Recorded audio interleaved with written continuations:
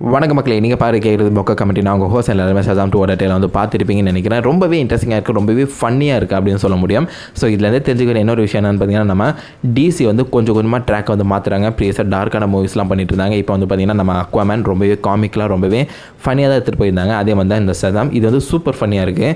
ஏன்னா அந்த ஹீரோவே வந்து பார்த்தீங்கன்னா ஒரு 15 வயசு பையன் 30 வயசு ஆளாக வந்து மாறுற மாதிரி தான்.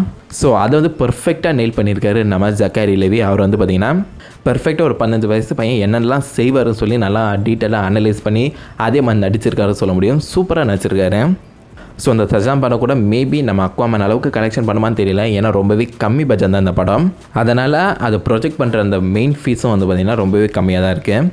பட் இருந்தாலும் இதை டைரக்ட் பண்ணுறது நம்ம ஜேம்ஸ் வானோட சிஷ்யன் தான். அவரோட ஃபர்ஸ்ட் நான் ஹாரர் படம் இது. ஸோ அப்படி இருக்க சமயத்தில் நிறையவே எக்ஸ்பெக்ட் பண்ணலாம். அவரும் வந்து சூப்பராக பண்ணியிருந்தார். ஸோ பார்ப்பேன் இந்த படம் வந்து எப்படி போக போகுதுன்னு. ஆல்சோ இந்த ட்ரெய்லரில் பார்த்தீங்கன்னா சில விஷயங்களை கிளியராக வந்து உங்களுக்கு எக்ஸ்பிளைன் பண்ணியிருப்பாங்க. ஃபர்ஸ்ட்டு நம்ம ஷசாமோட பவர்ஸ்லாம் என்னென்னு சொல்லி வந்து காமிச்சிருப்பாங்க. அதுக்கப்புறம் நம்ம ஷசாம் என்ன தான் பெரிய ஆளாக இருந்தாலும் 15 வயசு பையமாக தான் நடந்துக்கிறான், அதை காமிச்சிருப்பாங்க. அதுக்கப்புறம் டாக்டர் சிர்வானா அவரோட மோட்டிவ் தான் என்ன அதை வந்து காமிச்சிருப்பாங்க. ஸோ இதை வந்து ஒன்றொன்னா பார்த்துடலாம். ஸோ ஃபஸ்ட்டு எடுத்தோன்னே வந்து பார்த்தீங்கன்னா நம்ம ஷசாம் அவரோட பவர் இதை பற்றி நான் கிளியராக ஃபுல் எக்ஸ்ப்ளனேஷன் வந்து பார்த்தீங்கன்னா தனியாக ஒரு வீடியோவில் போட்டிருக்கேன். அந்த வீடியோட லிங்க் வந்து டிஸ்கிரிப்ஷன் ஆல்சோ மேலே கை கார்டில் கொடுக்குறேன், செக் பண்ணி பாருங்கள். நம்ம ஷசாம் வந்து பார்த்தீங்கன்னா உடம்புக்குள்ள கிட்டத்தட்ட 6 காட்ஸோட பவர் இருக்கு. So wisdom of Solomon, strength of Hercules. So Hercules வந்து ரொம்பவே வந்து பலசாலி. அதை வந்து நீங்கள் பார்த்துருப்பீங்க. அந்த பஸ்ஸை பிடிக்கும் போது அவர் பார்த்தீங்கன்னா அவரோட ஸ்ட்ரென்த்தை யூஸ் பண்ணி பிடிப்பார். அதை வந்து கிளியராக காமிச்சிருப்பாங்க. பட் ப்ரீவியஸாக சொன்ன மாதிரி விஸ்டம் ஆஃப் சாலமன் ரொம்பவே அறிவாளின்னு சொல்லியிருந்தேன். அந்த பஸ்ஸை வந்து ப்ரீவியஸாக இந்த மாதிரி பெட்டு போட்டு பிடிக்க ட்ரை பண்ணியிருக்காரு. அந்த அளவுக்கு அறிவு இல்லைப்பா அது.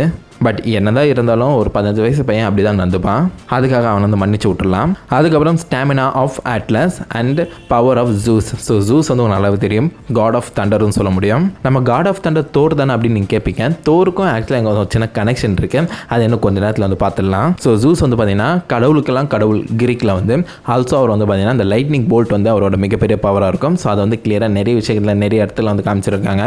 அவர் கையிலேருந்து அந்த லைட்னிங் வருது. அது பார்க்கவே வந்து பார்த்தீங்கன்னா நம்ம ஷசாம் வந்து ரொம்பவே பிரமிப்பாக இருக்குது. நான் வந்து இவ்வளோ பவரான ஆளான்னு சொல்லி வந்து செக் பண்ணி பார்த்துருக்காரு. அந்த 15 வயசு பையனோட அந்த எக்ஸைட்மெண்ட் கிளியராக நம்ம ஷசாம் அவரோட மூஞ்சிலேருந்து சூப்பராக வந்து பார்க்க முடியுது. ரொம்பவே வெல் கிளாஸ் ஆக்டிங் சொல்ல முடியும் அது. அதுக்கப்புறம் பார்த்தீங்கன்னா courage of Achilles and speed of Mercury. So speed வந்து நிறைய வாட்டி காமிச்சிருக்காங்க. நம்ம ஃப்ளாஷோட அவர் வந்து பார்த்தீங்கன்னா ஸ்பீடாக போகிற மாதிரி காமிச்சிருப்பாங்க. பட் அஃப்கோர்ஸ் நம்ம ஃப்ளாஷ் தான் வந்து சூப்பர் காட் அது ஸ்பீட்லேயே.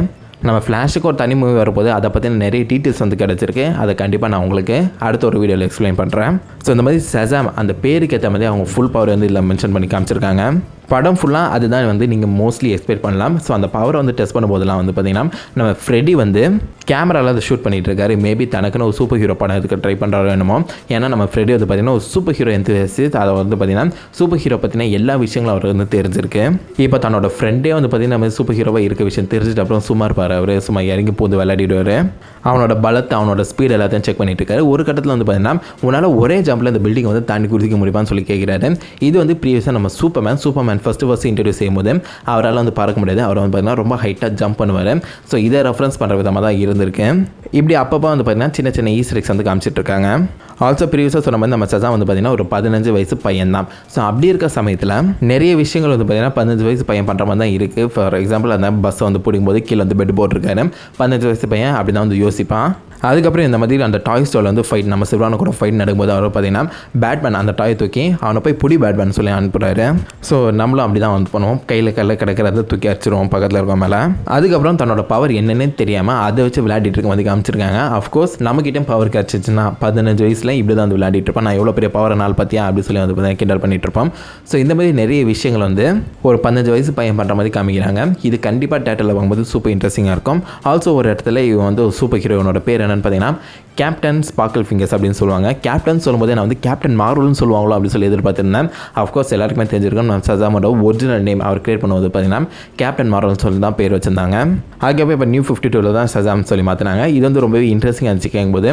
அது மட்டும் இல்லாமல் ஸ்பார்க்கிள் ஃபிங்கர்ஸ்னு சொல்லும்போது நம்ம தோர். ஸோ தோர் ராக்னராக்ல நம்ம கிராண்ட் மாஸ்டர் என்ன சொல்லுவார், ஸ்பார்க்கிள் ஃபிங்கர்ஸ் அப்படின்னு சொல்லி கிண்டல் பண்ணுவார்ல.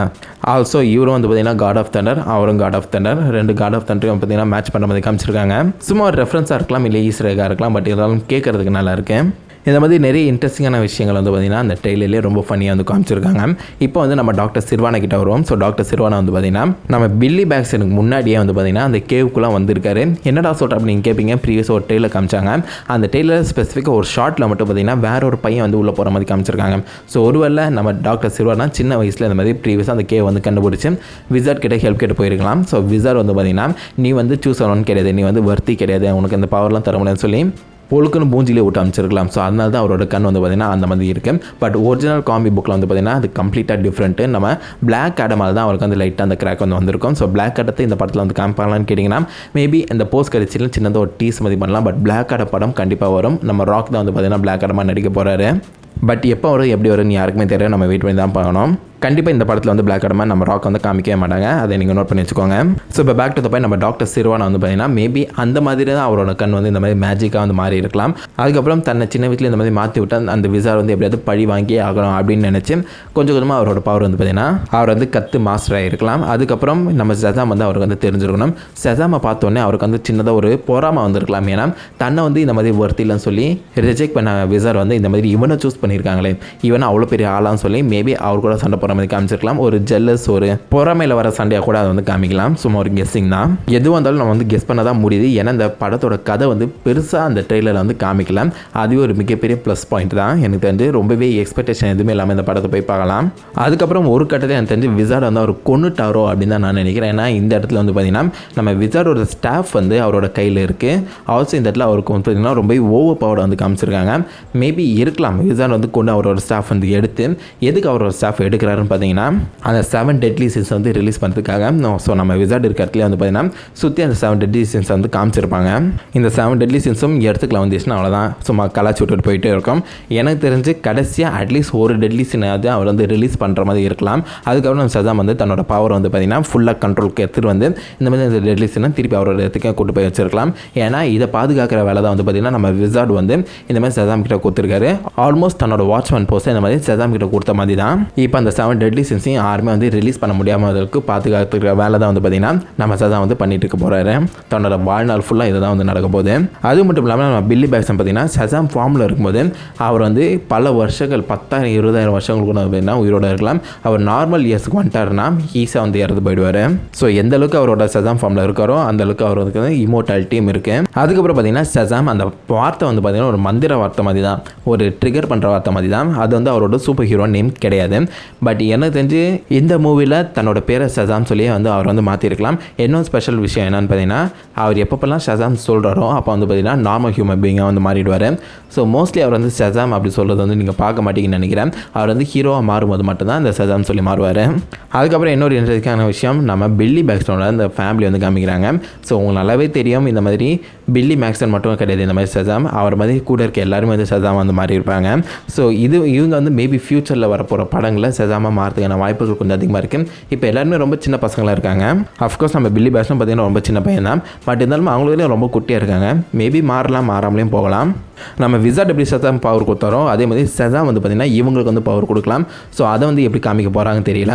இந்த படத்தில் காமிக்க மாட்டாங்க தான் நான் நினைக்கிறேன். ஏற்கனவே நிறைய விஷயங்கள் நம்ம ஆரிஜின் சொல்லணும். ஆல்சோ சிர்வானா பற்றி 7 டெட்லி சின்ஸ் பற்றி இதெல்லாம் வந்து நிறையவே எக்ஸ்பிளைன் பண்ணணும். அது கூட இதையும் சேர்த்தாங்கன்னா 10ஓட 11 ரொம்ப பெருசாக வந்து இழுத்துட்டு இருக்கும். ஓரளவுக்கு ஷார்ட்டாக முடிச்சிருவாங்க தான் நான் நினைக்கிறேன். மேபி அடுத்த படங்கள் தான் வந்து பெருசாக இருக்கலாம். அதுக்கப்புறம் கடைசி அதை மென்ஷன் பண்ணிட்டேன்னு நினைக்கிறேன். அந்த சாங் கேட்கும்போது எனக்கு பழைய நினைவுகள் தான் வருது. அந்த my name is by Eminem 90s கிட்ஸுக்குலாம் கண்டிப்பாக அந்த பாட்டு வந்து தெரிஞ்சிருக்கும். ரொம்பவே வந்து கேட்குறதுக்கு ஃபனியாக ரொம்ப ஜாலியாக இருக்கும். திருப்பி இதை எடுத்துகிட்டு வரும்போது அந்த பழைய நினைவுகள்லாம் உண்மையாக வருது தான். ஸோ அந்த வகையில் சதா வந்து ஜெயிச்சிருச்சு. ஸோ பார்க்கலாம் படத்தில் வந்து எப்படி வந்து காமிக்க போகிறாங்க. இன்னும் ப்ரொமோஷனே வந்து ஸ்டார்ட் பண்ணல. நம்ம கேப்டன் மார்வெல்லாம் வந்து பார்த்திங்கன்னா போன வருஷத்துலேருந்து ப்ரொமோஷன் வந்து பண்ணிகிட்டு இருக்காங்க. இது ரொம்பவே தப்பு. இப்போ வந்து ப்ரொமோஷன் ஸ்டார்ட் பண்ணாதான் நிறைய பேருக்கு அந்த சதாம் பற்றி தெரியும். நிறைய பேர் போய் அந்த படத்தை பார்ப்பாங்க. அது சக்ஸஸ் ஆகும். அதுக்கப்புறம் பார்ட் 1 பார்ட் 2 பார்த்துன்னு சொல்லி ரிலீஸ் பண்ணுவாங்க. அதுக்காக ஷசாம் ரொம்ப ஃபன்னியாக வந்து காமிக்கக்கூடாது. அவர் வந்து அவர் உடம்புல 6 காட்ஸோட பவர் இருக்குது. ஸோ பார்ப்போம் படம் வந்து எப்படி வரப்போகுதுன்னு. ஸோ இந்த ட்ரெயிலர் பிரேக் டவுனில் நான் தான் மிஸ் பண்ணியிருந்தால் ஏதாவது ஈஸெக்ஸ் வந்து நீங்கள் கண்டுபிடிச்சிருந்தா மறக்காம அது கீழே கமெண்ட் பண்ணுங்கள். எல்லாருமே தெரிஞ்சுக்கிட்டோம். நான் உங்களால் நல்ல ஒரு ஆசமான வீடியோவில் மீட் பண்ணேன். அது வரைக்கும் ஹேவ் ஃபன் கைஸ். வட்டா.